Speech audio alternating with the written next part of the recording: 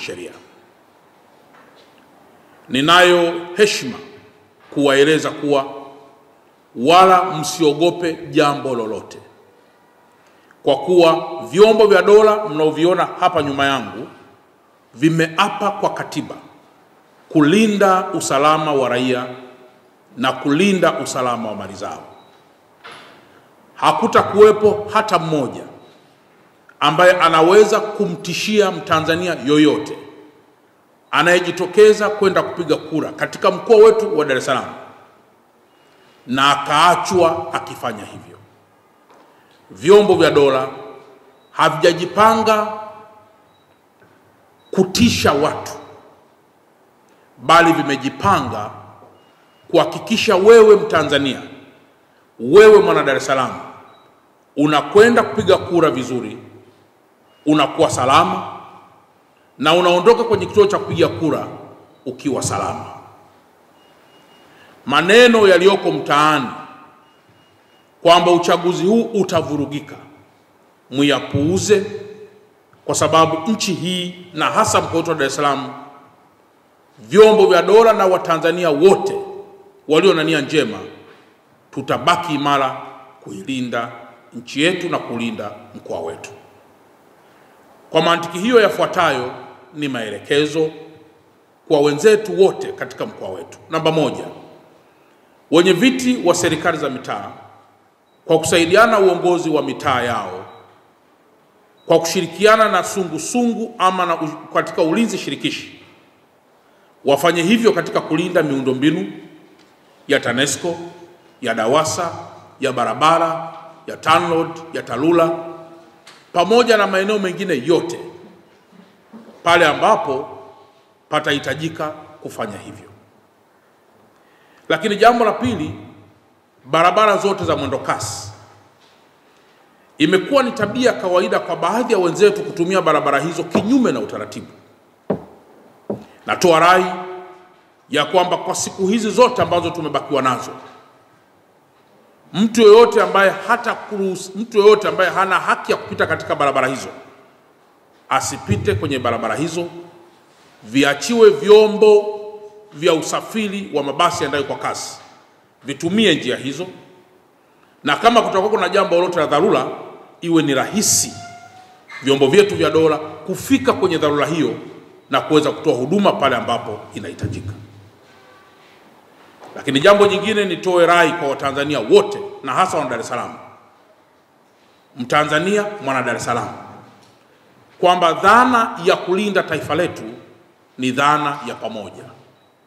Kila mmoja awe balozi katika maeneo yote dhidi ya wageni wote wanaoingia katika mkoa wetu wakiwa wana taarifa za msingi. Inaweza kuwa imetokea watu wamesafiri kutoka sehemu mbalimbali za taifa letu ama za mkoa wetu ama hata nje ya taifa letu kuja na agenda moja kuleta fujo katika mkoa wetu. Balozi sahihi katika mkoa huu ni mwananchi mwenyewe. Piga simu, shirikiana na chombo cha dola ili tuweze kudhibiti watu hao ambao hawana nia njema na taifa letu. Lakini mpaka muda huu tunapozungumza, jeshi la polisi kwa kusaidiana na vyombo vyote vya dola tayari wamekwisha anza mchakato wote wa kudhibiti viashiria vyovyote vile vya uvunjifu wa amani. Na ndio maana mimi kama mkuu wa mkoa wa Dar es Salaam na wenzangu wakuu wa wilaya wote, vyombo vya dola katika ngazi ya mkoa mpaka ngazi za chini, tunajiamini kuwa mkoa huu upo salama sana.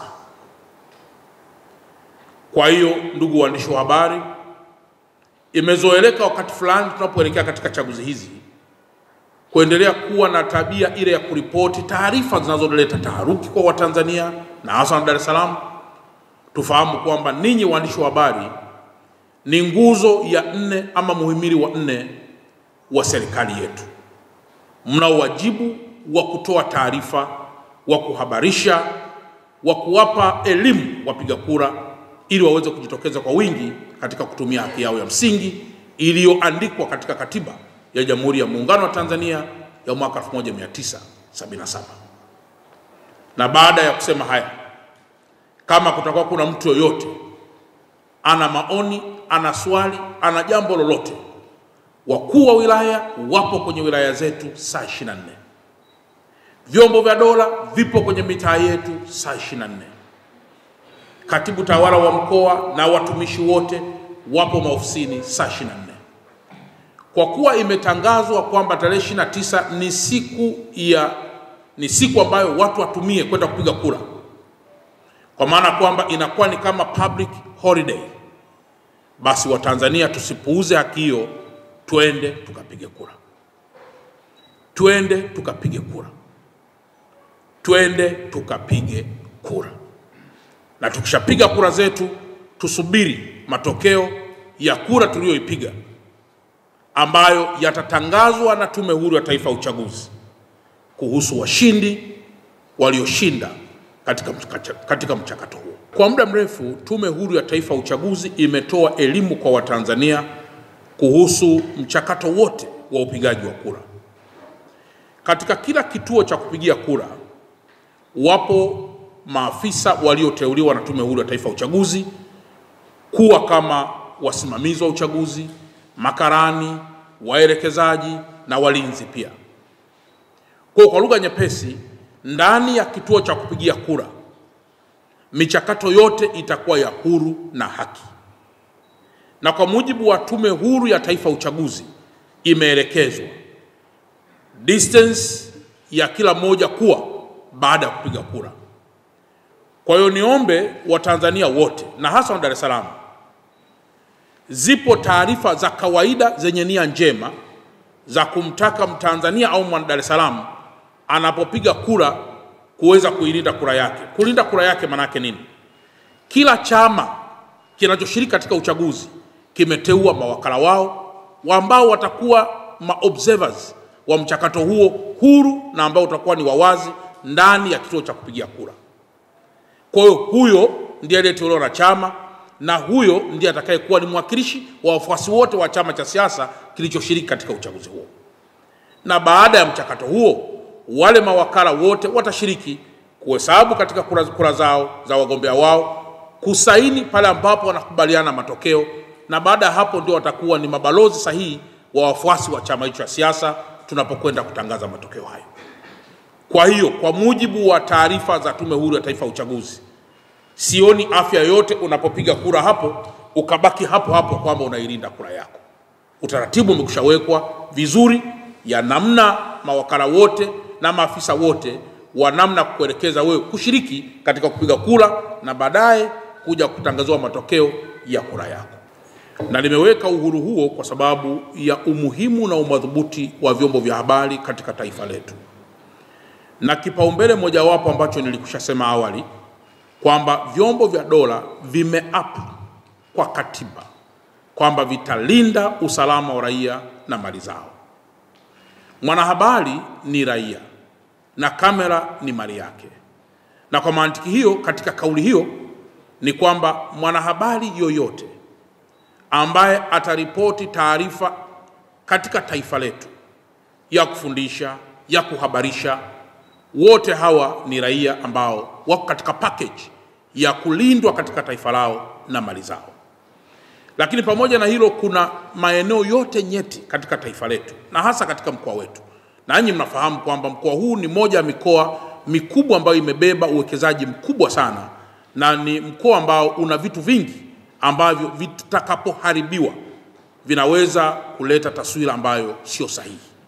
Maeneo yote ya msingi vyombo vya dola vinafahamu namna ambavyo maeneo hayo yote yapo kwenye viganja vyao. Kwa hiyo, ndugu waandishi wa habari, katika jambo jingine utakapotishiwa na mtu yoyote, ninyi ni waandishi wa habari, mnafahamu taratibu. Mtaripoti katika kituo cha polisi kwa chombo cha dola ili mtu huyo aliyekutishia aweze kushughulikiwa kwa mujibu wa taratibu na kwa mujibu wa sheria. Nihitimishe kwamba msiogope waandishi wa habari kuwa viunganishi kati ya watu na serikali, bali ogopeni waandishi wa habari kuwa wagawaji wa taifa kati ya wananchi na serikali yao. Jambo lolote mnapoliripoti lazima mwe mmekwisha tafakari kiasi cha kutosha impact ambayo inaweza kutokea baada ya wewe kuwa umekwisha ripoti jambo hilo. Na ndio maana nyakati zote tunasisitiza kubalance story kabla hujairusha story. Umepata taarifa kuna maboksi ya kura yameibiwa, nachukulia mfano. Wewe unakwenda unaripoti maboksi ya kura kweli yameibiwa, unaleta taharuki. Uliza moja kwa moja kutoka kwenye kituo hicho. Fika kwenye kituo hicho, pata taarifa zilizo sahihi kabla hujaweza kuripoti taarifa yote. Na kama kuna matishio, vyombo vya dola vipo kukulindeni ninyi pamoja na mali zenu, yani kwa maana ya kamera na vitu vinginevyo.